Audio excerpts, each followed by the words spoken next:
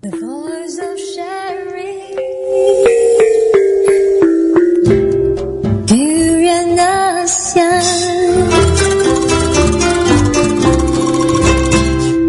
Hello, welcome back to ASEAN Breakfast Call. Now we have an exclusive session with our very promising entrepreneur here who has won, like I mentioned, a lot of awards, who he started, maybe before that, but what we know is that he led OzHut in Australia to some of the industry awards that they have received. For example, like the top 100 fastest growing startups in Australia, and the Startupsmart Awards of fastest 50 growing startup. PricewaterhouseCoopers awarded them for best e-business as a finalist, and of course he himself have received a lot of individuals awards as well, like best young entrepreneur and whatnot. So, Wai Hong, how do you feel in the midst of all these awards that you have received? Kind of old now. Old? How old are you? I see the awards are kind of old now. They're kind of old. Maybe 2011, 2012, 2000. Maybe we just don't have so much in Malaysia, like so many industry awards, huh? No, I don't think Malaysia. Yeah, maybe it's just that Australia, they like to award people, make themselves feel good. So I'm sure you're brimming with a lot of feel good and a lot of how do I put it, like a lot of aspiration. Aspiration, that's a very nicely put word. Aspiration for the future. Yeah. But with all these awards that you have received, why did you decide to come back to Malaysia? I think for me, being away for so long, I think the story has always been, as a kid growing up in Malaysia, I grew up in Malaysia, I spent 12 years here. My parents have always been saying, hey, Malaysia, there's so many problems here. Mm-hmm. It's a lost cause. If it's better for you to go find, overseas and get a permanent residency or something like that, and actually, just live there. And so I guess for me, that was the story and the rhetoric that I grew up listening to. Mm-hmm. But I think over the last 6 or 7 years, I think since GE08 and GE13, I think what I started to see was, the advent of social media and people being able to openly have discourse about their common frustrations. And I think from there, what this hope that was once lost started creeping back into my heart again. And I started to find avenues of, is there any opportunity to engage Malaysia? Is there any chance? So, after I exited the startup that you mentioned, where all those awards were given to me, to us, and I went to Shanghai and started a new company. And from there, actually came back to Malaysia because a lot of our customers are here. So I think for me, it's been a bit of a story of a hope. Coming back into this heart, but also I think of the next 5 years in Malaysia, I think it's a very crucial time period. I call it the once in a forever opportunity to make a real difference here in Malaysia. So I think a combination of all the above factors, I would say. So, just to paint a little context for our listeners who might not be from Malaysia, what are some pressing problems we have in Malaysia? I think, for a long time we've struggled, I guess, with the idea and perhaps even practices of unequal distribution of, jobs, positions. We've struggled with, I think Malaysia is one of the few countries in the world where, the preferences and actually, privileges are given to a majority group as opposed to a minority group. In most countries, like in Australia, it is the minority group of people like the Aborigines who would get privileges, and so on and so forth. So, some of these are some challenges. I think the other challenges we have in Malaysia is that we have a culture of, apa pun boleh, or anything is also can, and we have such a, but then in contrasting with that, we also have this culture of secrecy, and everything is so, every idea is worth a lot of money, and I can't tell you what my secret is, and I so often I'll see business people, entrepreneurs, ask them and say, oh, you're doing so well, what's the secret? I say, oh, it's a secret lah, cannot tell, and so it's kind of a a very closed mindset, and you're like thinking, why can't you just be open? Because really, your secret is not really a secret; it's just a Google search away. And so I think these are some of the issues that we face here in Malaysia. So paint us a story about coming from all those contexts of the problems, and then coming from Australia after. Oh, okay, just a little background. You also got the ASEAN scholarship, which is why you went to Singapore before going to Australia. Yeah, so I've spent 12 years growing up in Malaysia, and then I went to Singapore for high school for 4 years. That was on the ASEAN scholarship. I actually didn't do very well in Singapore. I was a terrible ASEAN scholar. I was always bottoming out my class, second last, third last. And so, I was not a very good scholar. In fact, I almost lost my scholarship because I was, they used to charge us $5 an hour to use the computers. And then, I taught everyone how to break the system so they didn't have to pay to use the computer. Hack into Yeah, we'll just hack into the computers and stuff. But, and then I spent 10 years in Australia, Melbourne. About a year and a half in Shanghai and back to Malaysia. I think it's just been a kind of all over the place, really. Right. So paint us a story of how you eventually became an entrepreneur. I like to term myself an accidental entrepreneur, only because I never had aspirations, as much as you use that word, to actually start my own business or anything like that. And in fact, if anything, when I was at uni, I did a Bachelor of Arts, and my double major was in media and communications and history and philosophy of science. So I really am just a media and philosophy kind of person, an artsy kind of. And even though I grew up as a geek, I loved my computers growing up as a kid, played too much computer games. I failed 3 subjects at university playing computer games. I think it was really, just a story of my uncle saying, hey, why Hong, come and help me out with my business. And I started putting up a few things on eBay, and one thing led to another, and eventually OzHut was founded. So it was really just completely not expected at all. Yeah. And that's pretty humble for you to say so. I don't know if it's humble or not. For me, it just happened, and it wasn't like, I think a lot of entrepreneurs today, they have dreams and plans to take over the world. I never did. And for me, it was always about taking the next step. I think my philosophy, even in choosing to do, I had a job offer at a time that I had the choice to, it was a job offer or start a business. And for me, it was just about being able to say, look at what's in your hands. It could be a stick. It could be, it could be my university degree and whatever it was. And to let that be, the factors that helped me take the next step. And the next step for me was, okay, I'm a bit of a geek. I love my computers. I've done a university degree in media, and I can communicate and I can write. There seems to be a fit here for just starting a business. So I think that was really, for me, that was how it happened. And now that you're back in Malaysia, you're working on StoreHub, a site that you started. Tell us a little about it. So StoreHub is a cloud-based iPad point of sale system. And basically what we do is that our mission is to actually help make business awesome. Like small businesses and medium businesses especially. I think this was birthed out of my background in e-commerce and online retailing, and then being able to look at some of my bricks and mortar friends, guys who have a shop.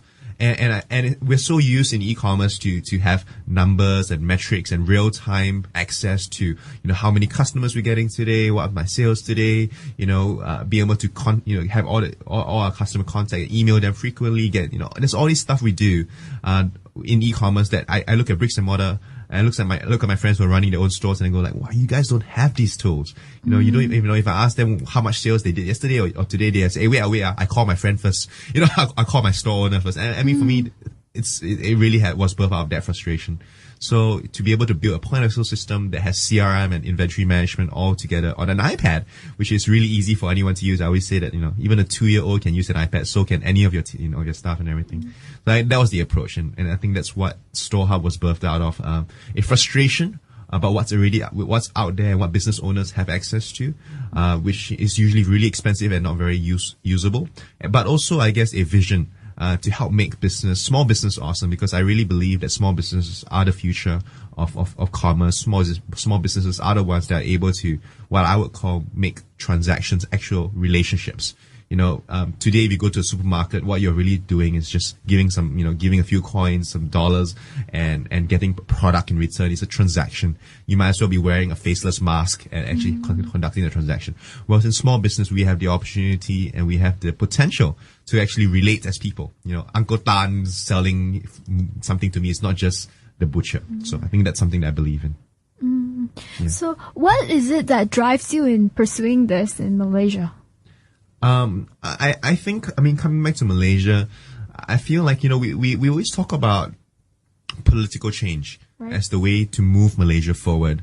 And I think for me, while I believe that political change is important, whether or not it's a new party in government, or whether or not it's in the systems and in the way that we conduct democracy. For me, that's all important. But what I think is commonly neglected is actually, I guess, what I would call grassroots approach towards actually change within things like the economy and the way that the social fabric of our society is constructed. And for me, one of the biggest shifts that I think need to happen is what I call, what I see as gatekeepers. And so when you think about an ancient city, what you typically have is, a large city with walls, and the city will typically appoint its elders to stand at the gates. And what the elders do as gatekeepers is they'll watch what comes into the city and what goes out of the city.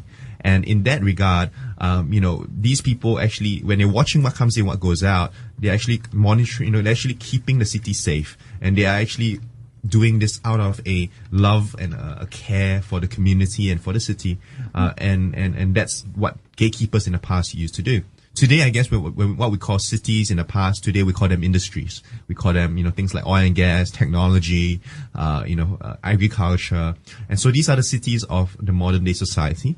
But what I feel needs to change are gatekeepers within our industries today. People who are able to watch what comes in, what goes out of these industries, not just for their own benefit, but from a love for the city, from a love for the community. And I think there is a lot of potential for Malaysians to rise up, to become new gatekeepers who carry these sentiments and these values. And for me, StoreHub is part of actually supporting a larger vision, but also be able to support and create a platform for these gatekeepers to use so that they can get to where they are, where they need to be. So for me, that it is part of this larger vision. Yeah. So who are you referring to when you're talking about gatekeepers? Yeah, so when I look around me, and there's a lot of Gen X and Gen Y entrepreneurs who are raring to go, full of energy, really wanting to start their own businesses. And there's a lot of these guys around. And for me, not every one of them I would consider to be a gatekeeper. I think for me, gatekeepers are the Gen X and Gen Y entrepreneurs who have a vision for business, for life, for community that is larger than just making money. It has to be larger than that. And so when it comes to actually standing at the gates, they have a certain amount of integrity, a certain amount of humility, a certain amount of love for the community that drives them to actually do what they do. So I think these are the guys that I look out for, people who carry this spirit of love for community, integrity, humility. And for me, I would love to see people like that rise up to be gatekeepers here in Malaysia. And just to provide some insight on the gatekeepers industry that Wai Hong was talking about, it spans from, being in the media, or maybe like he's referring to the tech startup scene, who can be a potentially disruptive scene that could improve the lives of, when he meant city, he means let's say the community in Malaysia or even ASEAN. So industries, right? So we think instead of cities, think industries. So industries could be media. So just in the last 10 years, for example, very, in the media has changed as far as its gatekeepers are concerned. It's no longer just the Star, or it's no longer just Utusan, or it's no longer just NST, and the leaders at the helm of these organizations that are guarding the gates of the media industry. Rather today we have, people like the FMT, Keep Malaysia Kini, and there's a whole bunch of other independent news and media outlets that actually are rising up to be new gatekeepers. And that power is being shared amongst these people. So there is potential for disruption through technology in all kinds of industries. And I think even in, I mentioned earlier to you before, transportation, right? Where, for example, my taxi is completely disrupting the industry, or, where it has always been dominated by incumbents. And for me, those guys are potential new gatekeepers for this industry. So I think there's a lot of opportunity when you use technology to be disruptive, especially here in Malaysia. So what is it in the larger picture in ASEAN countries that you see to be a positive, let's say, positive things that makes you want to believe in it? What are the things that's happening in ASEAN that makes me want to believe in ASEAN? I think what's really exciting and what's interesting about ASEAN is that, typically when things happen in ASEAN, they happen almost as a collective, as opposed to an individual country moving ahead.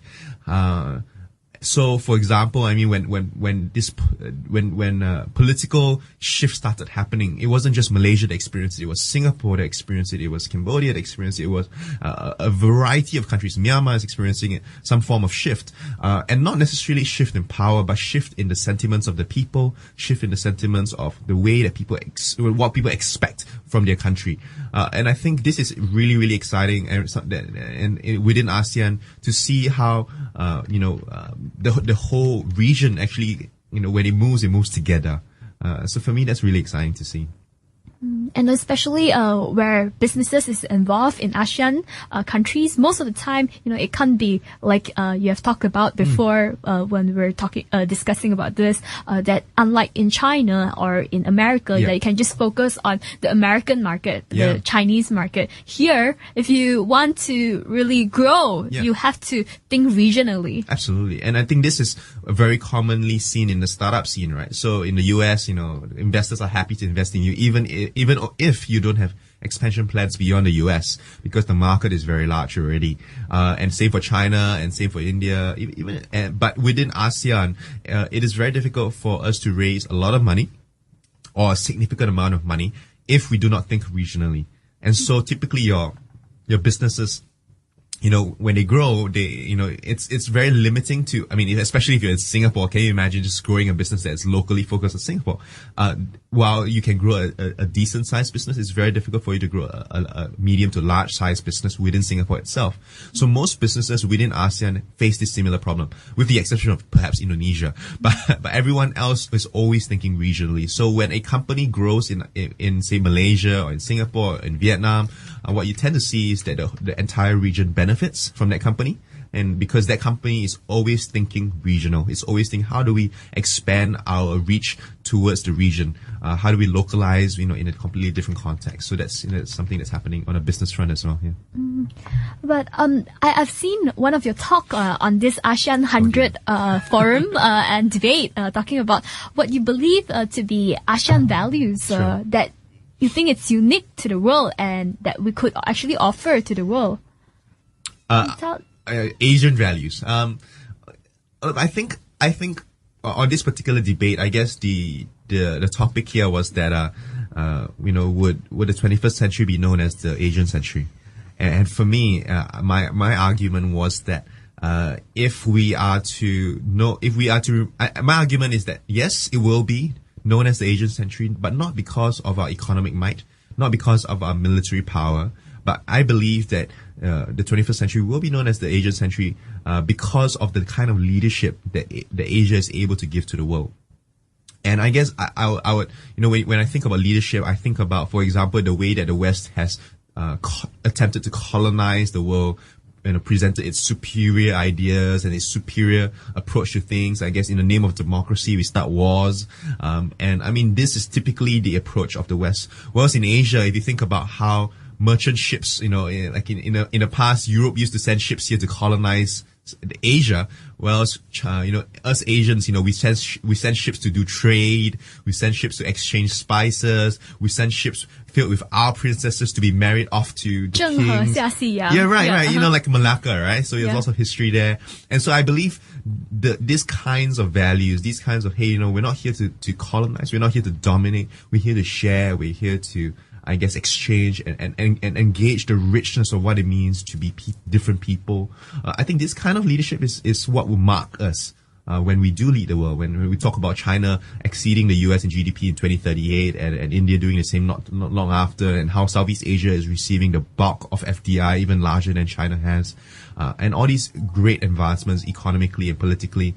But I think it is the leadership that we will show that will mark us. And I think this is something that we should develop further, not revert to the Western approach of leadership alone. I think there's a lot of things we can learn from how the US has led the world. But I think it is important for us to remember our roots and to understand what it is, what are the good things that make, what are the good Asian values that would actually lead to better leadership of the world, better than the way that the West has attempted to lead in the last 100 years.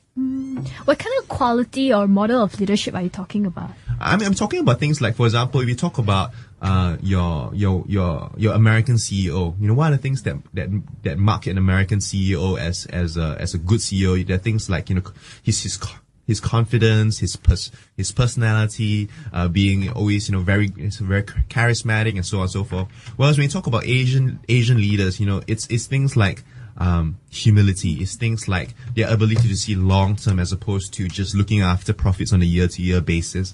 It is the down to earth approach that the Asian leaders are able to communicate to their people. That I think it's these are the kind of values that I'm talking about, I guess, when it comes to leadership. So having said all those good stuff, how is it that we could overcome the problems that we have and move forward here in Southeast Asia? I think it is a very, I think what we need to start to believe as people first is that change never happens top down. The real change never happens top down. It's always a bottoms up approach. And I truly believe that it's really about learning to love our neighbors. It's really learning to love each other, and learning to cultivate these values within ourselves first before we can expect these from our leaders. And although we always say, oh no, if the leader is not like this, how do we follow them? I say, no. Then raise new leaders. Raise people who are able to believe, love the people that they serve. And I think that for me is really important. And so moving forward, finally, what kind of opportunities do you think is abound in Malaysia and ASEAN countries now? We talk about brain drain here in Malaysia, and we talk about how talent is leaving the country and so on and so forth. And I think what we try to do is try to incentivize these people with money to come back to these countries. For me as an entrepreneur, I feel the opportunity here in Southeast Asia right now is really is really what I would call true entrepreneurship. Not the idea of actually starting up a business, raising money, and then flipping it just to make lots of money, but rather the opportunity to solve real problems for real people. And I think if we can see through that lens, see ASEAN, see Southeast Asia, see Malaysia through the lens of this country, this region has lots of problems right now, and lots of people are experiencing this in a very real way. We talk about arsenic poisoning and stuff like that earlier on. These are opportunities for entrepreneurs, for startups, for good people with good skills and talents, to come and engage these problems and solve them on a very real level. And I think for me, that's true entrepreneurship. So I think, there's a lot of opportunity to do that. Is there a lot of opportunity to make money? Yes, I believe there is opportunity to make money at the same time as doing all of that. But the kind of problems that you're solving is not hashtag first world problems anymore. They're hashtag Southeast Asia real problems. And these are the opportunities that you can solve here, while making a living. And I think it's really meaningful work for me. Just real change, real impact, real people. Yeah.